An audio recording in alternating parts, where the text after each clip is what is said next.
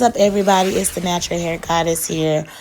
Stopped in for another quick yet simple video.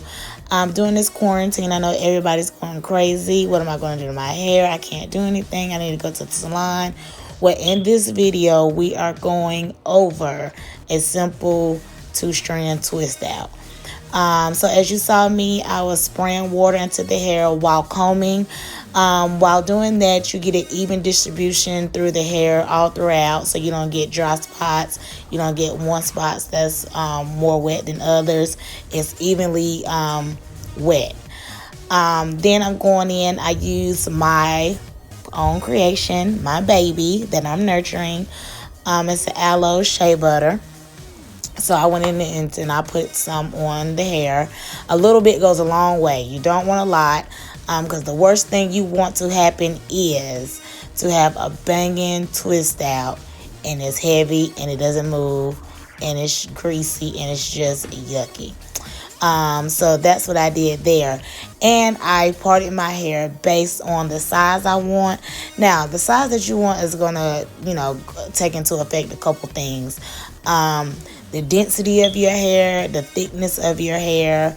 So for example, someone with fine hair, they don't want to do their sections too big because they're not going to get the fullness. They're not going to get a lot of volume.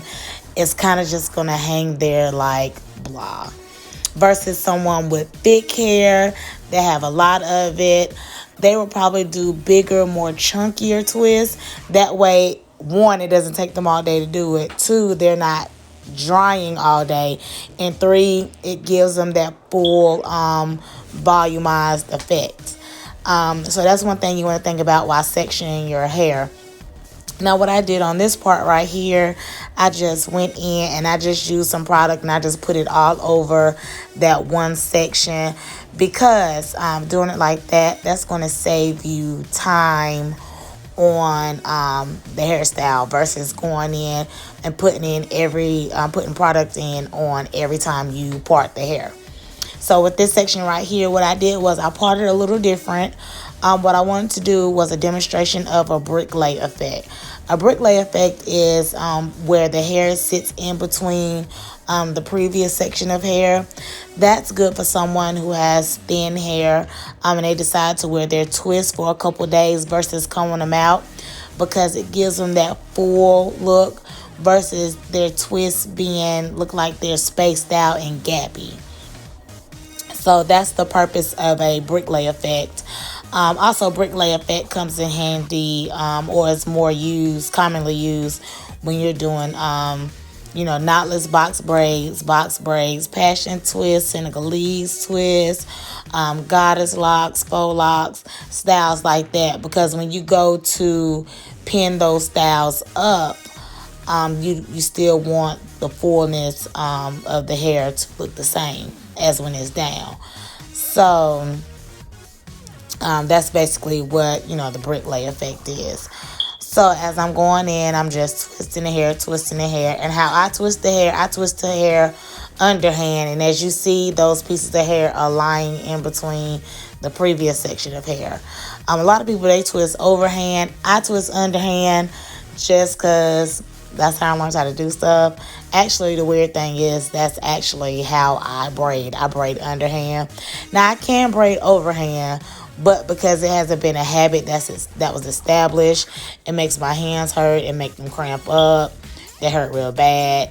And I just choose not to do it. So that's what I'm just doing. And when I'm twisting the hair, I'm taking the left strand of hair and I'm crossing it over to the right. And I'm just going back and forth with that motion. I hope I explained it right. I should have did an up close of how I'm twisting it, but I didn't even think about it. And right here, me and my daughter just chatting.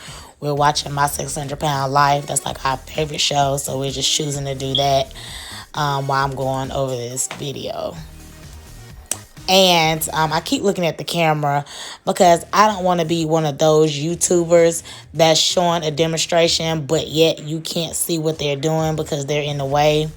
So that's why I keep looking. And I actually thought my lighting was better, but it wasn't. So I guess that is a good to know for next time. I can turn my ring light on higher or turn it in another direction that I need it in, so it'll give me a little more brightness in that area.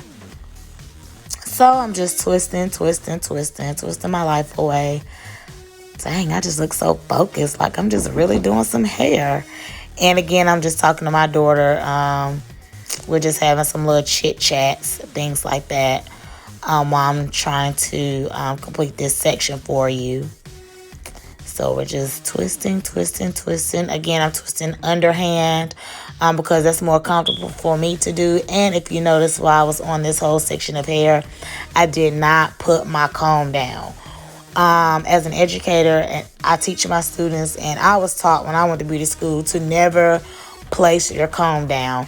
One thing you're doing when you're placing your comb down is if you're putting it in the area that you're working in, that station is no longer sanitized, because you have hair there, you have product there, you have just numerous of things there that doesn't make it sanitized as it was before you started. So if you pick that comb down and you try to pick it up and put it in the client's hair, that is a no-no. You're going to want to put that comb in barbicide and get you a new comb that is properly being cleaned, disinfected, and stored away to a proper place to where you can use it on the next client. And if you're noticing, I'm trying to get my parts as even as possible with this brick lay process.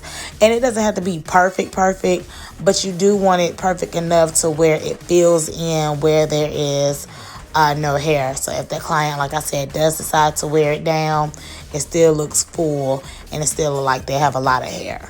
Because sometimes, when you wear these twists, it gives the illusion that some people think you don't have a lot of hair, or because it shrink up so bad, it makes it look like you have less hair.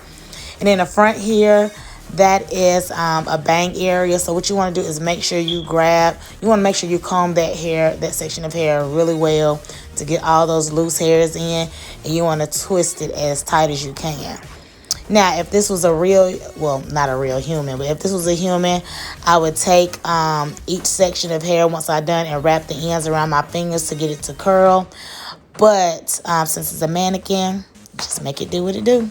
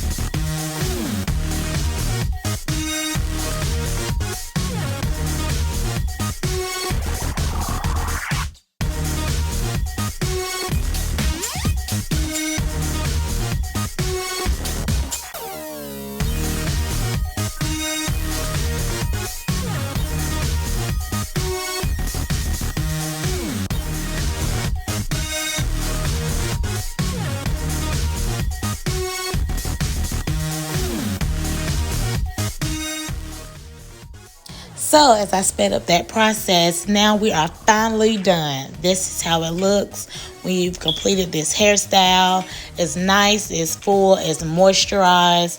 So what I'm going to do is show you a couple ways how you can wear this hairstyle. You could just, one, wear it down like this. Just get up every morning, give it a shake. After when you go to bed, you're going to put a bonnet on. If not, you're going to sleep on a satin pillowcase and put a bonnet on, whatever you choose to do. But you want to make sure it's satin so it doesn't damage the hair, causes it to dry out, break, frizz, things like that. This isn't the most perfect style, but this is just an example of how you can wear this hairstyle. When I myself, before I locked my hair, I used to do this style. I would do two little sections like this, and I would just twist them going back, and I would just put like a bobby pin or something on it, and then I have it straight down in the back. And you'll see that as I turn it around. So as I clip those two sections together, I got a half up, half down look, and it's still full. And then also take that down. What you can do is you can just twist everything going to one side, or you can just move your part, make a deeper part to give it that full look. You could do it like that. So at the end of the day, this is nice, it's cool, it's simple, and you can actually get 2 to 3 hairstyles out this one hairstyle. So you guys, I hope this made it easy for you. Peace.